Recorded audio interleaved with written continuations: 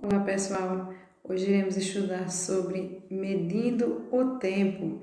Então nós vamos ver como era que as pessoas na antiguidade começaram a conhecer o tempo, que começou utilizando o calendário e com o passar do tempo eles foram aprendendo aí a conhecer esse tempo utilizando o relógio. Então nós vamos assistir juntos agora a um vídeo explicando como surgiu o relógio.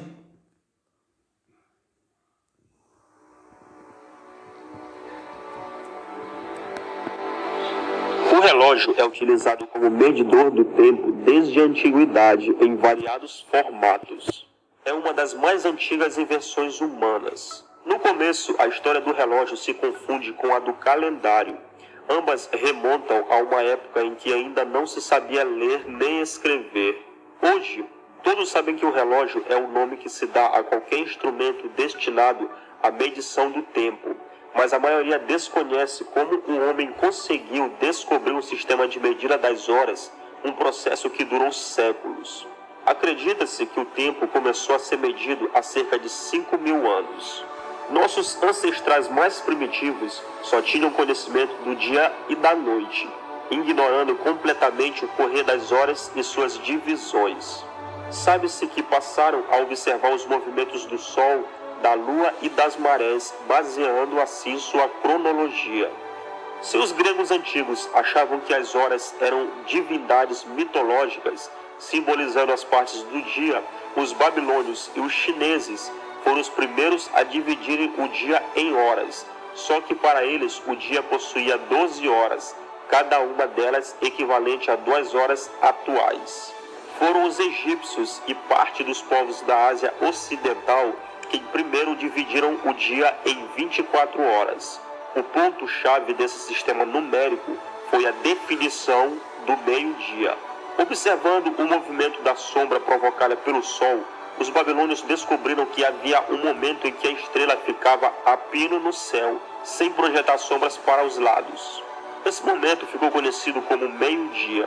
Os babilônios então dividiram o restante da trajetória da sombra em 12 partes, 6 antes do meio-dia, pela manhã, e 6 depois, à tarde. Estava criada a divisão do dia em 24 partes. A outra metade, claro, era a noite.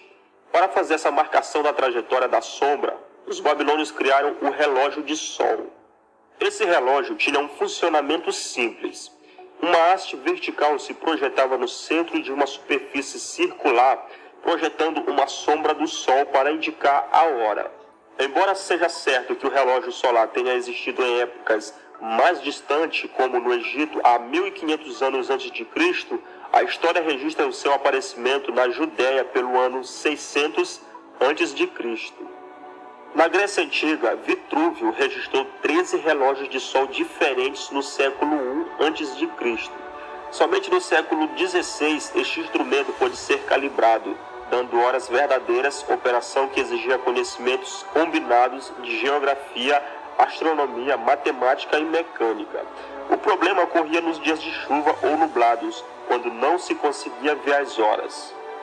Nos castelos e palácios da Europa Antiga usava-se o relógio de fogo, que consistia em uma corda com nós que queimava a intervalos regulares.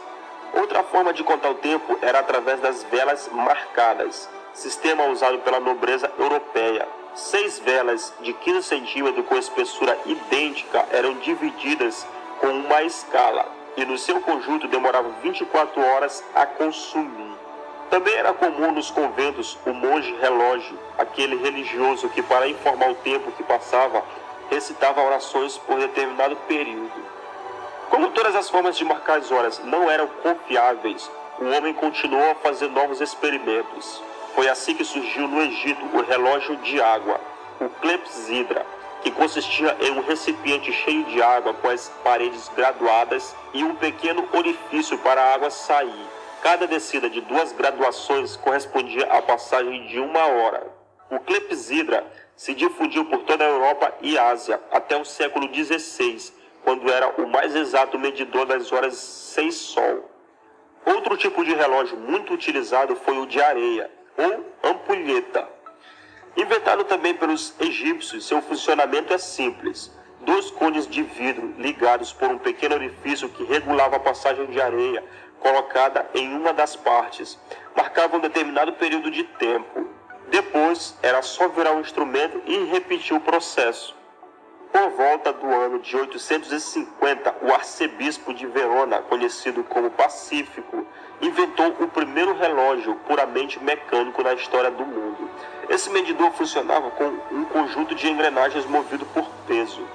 Mas há algumas controvérsias sobre quem inventou o primeiro relógio mecânico, pois para alguns historiadores ele foi criado por um monge francês chamado Gilberto no ano de 990, que mais tarde ele se tornou Papa Silvestre II.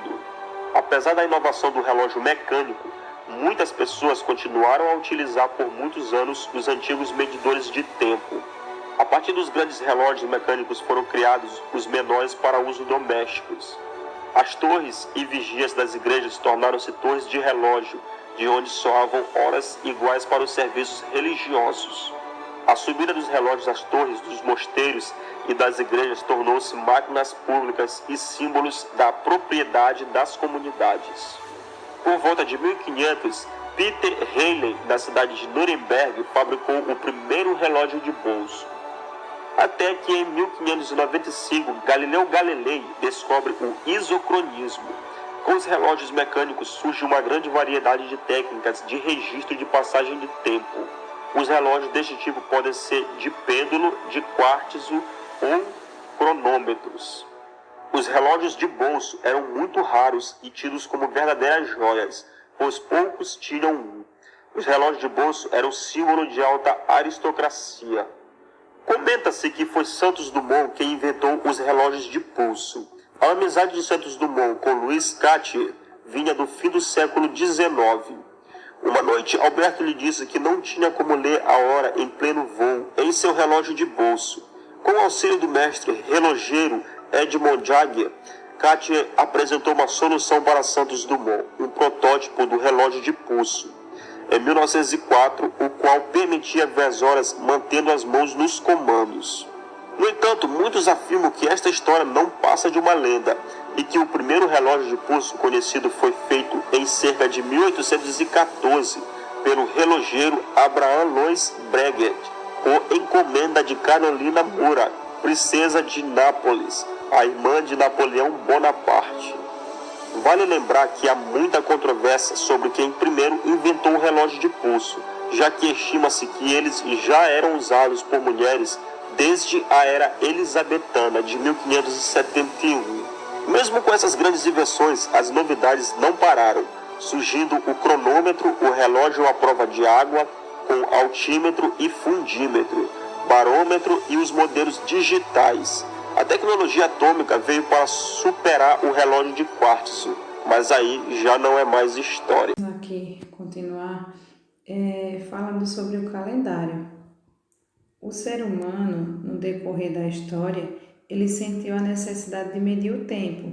Então, de imediato, como eles não conheciam o relógio, eles começaram fazendo o calendário, que era o quê? Baseado em dias, em semanas, em meses e em ano. Só que no início o tempo era baseado em ciclos, como o dia e a noite, e as mudanças da lua e as estações do ano. Então o calendário ele foi criado para indicar o tempo em dias, semanas, meses e anos. Então, nós já vimos aí no início da primeira unidade o calendário e agora vamos ver novamente. Nós temos aqui o calendário de 2021, certo? E então aqui é uma maneira de vocês conhecerem como era visto a questão do tempo antigamente. Vocês irão pegar aqui o livro de vocês na página 79 e vocês irão responder algumas questões que tem aí. Agora complete as lacunas. A semana tem dias e os dias da semana são.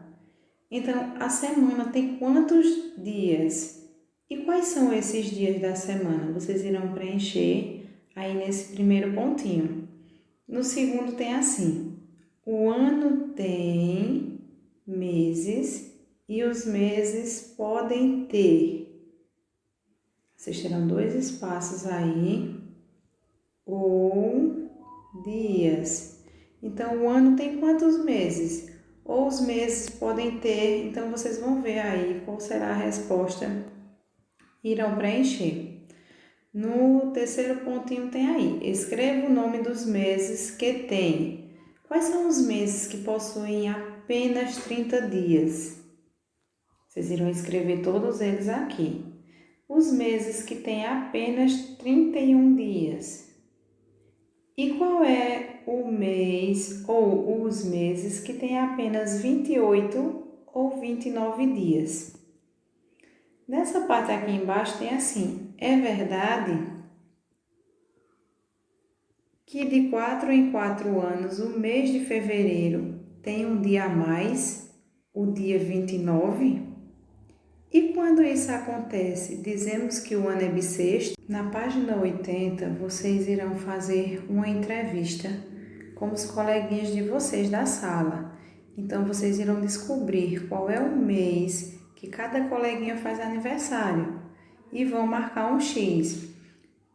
Tem aí, ó, vamos fazer uma pesquisa para saber qual é o dia, qual é o mês de aniversário de cada aluno de sua turma. Faça um X em um quadrinho para cada colega no mês correspondente. Então, nossa turma tem quantos coleguinhas? São 9. Contando com a tia Iris, são 10. Então, vocês irão fazer a pesquisa e irão preencher aqui o quadrinho com cada mês de cada aniversariante. Em seguida, agora responda às questões propostas. Na letra A, em que mês ou meses há mais aniversariantes? Em que mês ou meses há menos aniversariantes? Na letra C, quantos alunos fazem aniversário no mesmo mês que você? Continuando na página 80, vocês terão aí um desafio aqui para responder. Complete o calendário com o mês em que estamos. Então, vocês irão observar aí o que é que está faltando nesse calendário. Vão preencher com o mês que nós estamos agora no momento. E na letra A tem assim: qual é o mês em que estamos? Qual é esse número desse mês? É 1, 2, 3, 4, vocês vão ver. Há quantos dias nesse mês? Em que dia da semana começa esse mês? Há quantos domingos nesse mês?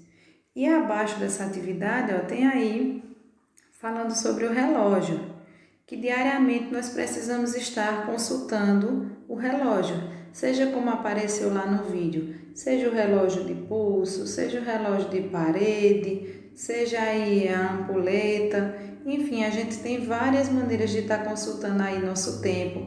Temos também o calendário, né? Então, para facilitar essa medida de tempo, foram criadas diversas maneiras lá na antiguidade, né? Tinham os antigos que faziam nós em cordas, outros observavam a lua, outros observavam o pôr do sol, baseavam-se nas sombras, né, das janelas no pôr do sol, criaram formas que poderiam ser utilizadas aí para marcar o tempo, que assim, hoje nós achamos bem diferentes e hoje é bem mais fácil que nós podemos ter acesso para medir o tempo. Então, gente, eu espero que vocês tenham entendido um pouquinho sobre o tempo, tá? E até a nossa próxima aula. Tchau!